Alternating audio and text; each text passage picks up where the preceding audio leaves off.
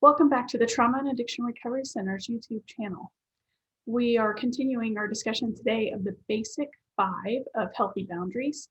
And in our last video, we talked about the I of the basics, which is influence others by making requests. And you can click above if you'd like to watch that video. Just a review of the basics of the basic 5. B is boundaries are for you. A is avoid threats and ultimatums. S is sustain your boundaries with follow through. I is influence others by making requests. And C, which we're going to talk about today, is change yourself with your boundaries. So let's talk about the C of the basic 5 of healthy boundaries.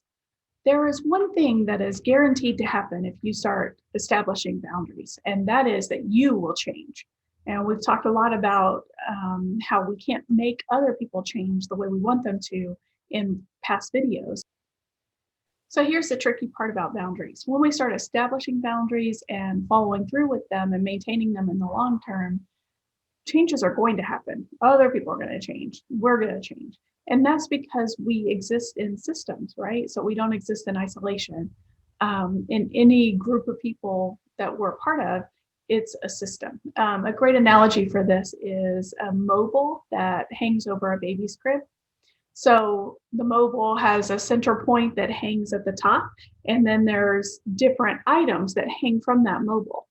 And while it looks like each item is separate from the other ones, in reality, when you touch one, the rest of the system moves.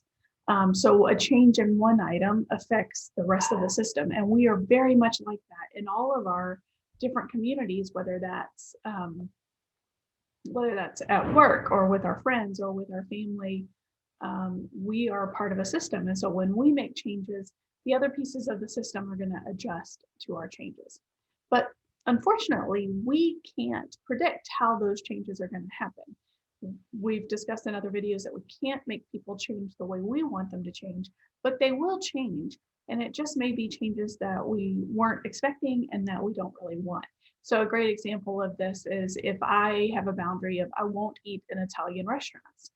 My family, my loved ones, my friends, they may choose to find other restaurants to eat in so I can join them when I want to go out to eat with them.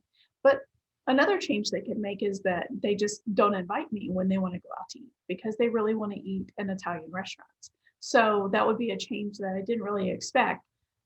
And maybe a change that I didn't want when I established my boundaries of not eating in Italian restaurants. So we can't predict how our boundaries are going to contribute to change in other people. But there is one very predictable outcome when we begin establishing and maintaining our boundaries. And that is that we are going to change. And our changes will be for the better. Here are just a few of the changes that will occur for you when you establish boundaries, that you follow through on them, and you maintain them over the long term. First, you're going to be less resentful and irritable.